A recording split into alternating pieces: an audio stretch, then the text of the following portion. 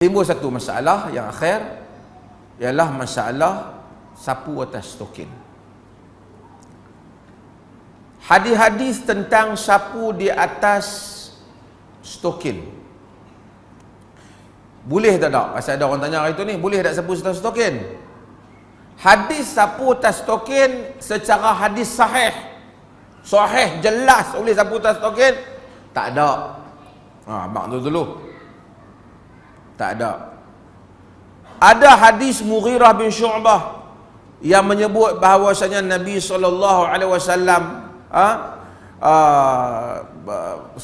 sapu masaha ala khufain wa na'lain, dalam riwayat dia ala jawrabain wa na'lain, dia sapu atas stokin dan kasutnya.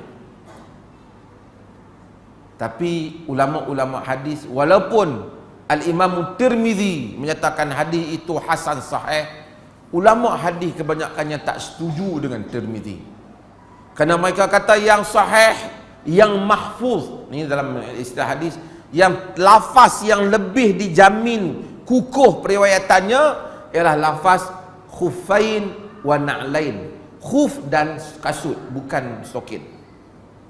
Maka dia tidak menjadi hujah. Kalaupun dia anggap lafaz tu kita nak terima, kerana Albani pun mensahihkannya, kerana ada beberapa orang yang popular tulis tentang Al-Mashu ala Jawrabain ni ialah Jamaluddin Al-Qasimi, ulama hebat hadis. Kemudian diikuti yang menyokong dia Syekh Muhammad Syakir, kemudian diikuti dengan Albani. Namun setelah berlaku perbincangan dan semakkan, kita boleh bersetuju bahawasanya hadis tentang sapu atas khuf ni, atas stokin ni, sapu atas stokin al-jawrab ni tak kuat. Okey, nanti dulu jangan buat keputusan lain, saya balik dah, nanti dulu dengar mungkin habis dulu. Tapi hadis ni yang kita baca ni, wat tasakhin, tasakhin ni boleh dipaham juga apa yang balut kaki, boleh dipaham. Kalau kita ambil hadis Tirmizi yang kata Nabi sapu stokin dan kasut, boleh faham dia sapu dua-dua sekali. Maksud masa dia pakai stokin dan pakai kasut, dia sapu kasut naik ke stokin. Tak boleh kata sapu stokin berasingan. Jadi untuk jadikan hujah juga tak boleh. Ada ihtimal yang lain. Okey. Balik pada bab ni. Tasakhin boleh faham juga sapu di atas apa yang balut kaki. Tapi itu pun tak apa jelas lah. Tapi pasal apa ada ulama yang kata boleh sapu stokin? Pendapat yang boleh kata sapu atas stokin adalah di atas kias yang jelas. Kalaulah di atas khuf tu boleh, apa bezanya stokin dengan khuf jika stokin itu memenuhi sifat-sifat itu? Khuf memanglah dibuat daripada kulit. Sebab itu Imam Syafi'i dia syaratkan khuf ni dibuat daripada kulit. Dia mesti di dalam mazhab Imam Malik, Imam Malik dia syaratkan kena kulit, lain tak boleh. Imam Syafi'i dia syaratkan bahawasanya hendaklah stokin itu, bahawa kulit tu ayak tak masuk. Itu syarat mazhab Syafi'i. Dalam mazhab Hanafi mesti dia boleh pakai macam dengan kasut. Dalam mazhab Hambali dia kata mestilah kukuh, masih kalau berjalan tak tercabut. Okey, kalau kita ambil pasal apa mereka buat syarat-syarat, dengarlah hadis tak ada. Pasal nak sifatkan apa tu. Kuh tu apa? Jadi nak cari syarat dia. Jadi ada yang tak syarat itu, ada yang tak syarat. Sehingga dalam mazhab Imam Syafi'i dia kata kalau terkoyak sikit pun tak boleh. Ibnu Taimiyah kata terkoyak, dalam mazhab Hanafi kata kalau terkoyak 3 jari tak apa. Ibnu Taimiyah dan muhakkikin lain kata lagi mana orang duk panggil khuf boleh. Sampai terkoyak, sampai tak boleh berjalan, sampai tak ada dah, tinggal kulit itu tak. Tapi lagi duk berjalan, walaupun terkoyak sikit-sikit, lagi orang duk kata khuf boleh. Atas alasan mereka Nabi benarkan mereka ni sapu ni masa perang. Orang dalam peperangan ni bukan dia elok sangat khuf depa. Depa ni dalam peperangan, perjalanan, musafir, kalau terkoyak sikit-sikit tak boleh Nabi habaq dah kat depa. Ini alasan Ibn Taimiyah. Apa pun yang kita lihat, kalau kita kias daripada semua yang diberi pendapat, ni kesimpulannya, kalau stokin tu memang macam dengan khuf di segi tebalnya dan macam dengan khuf, berjalan boleh berjalan tak tercabut. Kalau bubuh stokin berjalan sekat tercabut tengah jalan, tapi stokin yang kita pakai hari ini walaupun jawrab dalam yang disebut dalam hadis tu, sebahagian para ulama menyatakan jawrab pada zaman Nabi tu lain, tapi sifat yang sama dengan khuf, kita ambil atas khuf atau qiyas.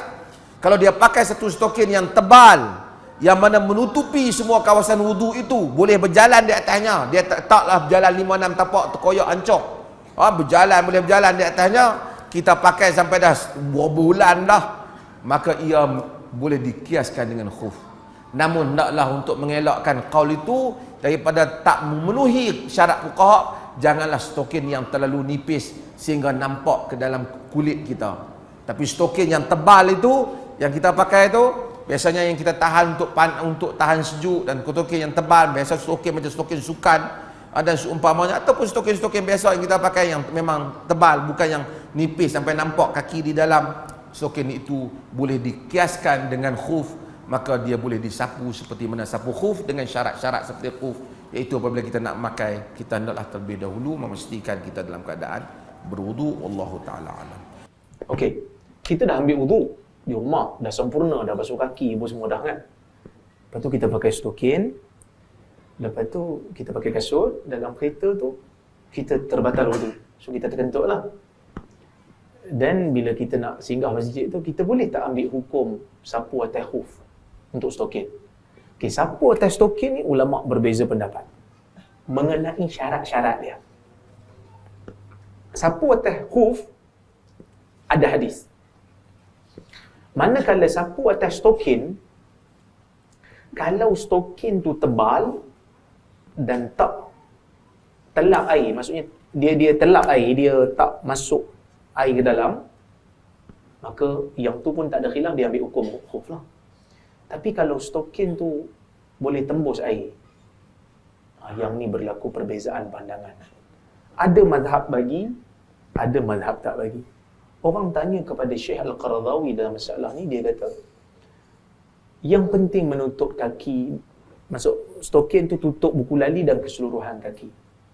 Ada pun syarat yang diletakkan oleh para fuqaha itu, dia kata tidaklah ada dalil yang jelas daripada hadis yang mana telah sabit daripada sahabat-sahabat Nabi mereka menyapu di atas jawrabain, stokin lah yang bukan kulit, telah sabit daripada para sahabat. Maka saya, wallahu ta'ala alam, saya kalau stokin ni, saya tengok kalau stokin ni, saya punya pandangan, saya pilih pandangan, bukan saya punya pandangan. Saya kata, macam mustahib pula dia ni. Tak, saya pilih pandangan ataupun saya cenderung dengan pandangan ulama' yang kata stokin ni boleh. Tetapi dengan syarat lah, jangan terlalu nipis sehingga nampak kaki. Ada stokin orang perempuan kena nipis yang nampak kaki kan. Yang tu tidak menutup lah. Boleh, sapulah atas stokin. Dah. Sapu atas stokin, atas khuf tak ada kaitan dengan musafir. Musafir boleh sapu 3 hari 3 malam. Orang bermukim boleh sapu sehari semalam. Maksudnya, rukhsah sapu atas stokin, sapu atas khuf tu bukan hanya untuk musafir. Sebab Nabi kata, orang yang tak bermusafir, sehari semalam boleh sapu. Cuma ulama' berbeza pendapat yang mana afdal. Bila kita dah pakai stokin, kita terbatal wudu. Mana afdal? Sapu atas stokin ke buka, basuh? Majoriti kata buka, basuh. Hambali kata sapu atas stokin. Sapu atas stokin yang cukup syarat tu afdal. Kenapa? Kerana dia kata Nabi amalkan benda tu sewaktu dalam hidup dia, bila dia pakai dia tak buka. Kerana ada sahabat nak buka khuf dia, Nabi kata, la, fa inni adkhaltuhuma tahiratain. Jangan buka, kerana aku masukkan kaki ni dalam keadaan kedua-duanya dah bersih, basuh. Jadi Nabi sapu je atas khuf dia. Itu pendapat Hanbali lah, majoriti kata tak. Itu rukhsah. Afdalnya kembali pada asal. Ya?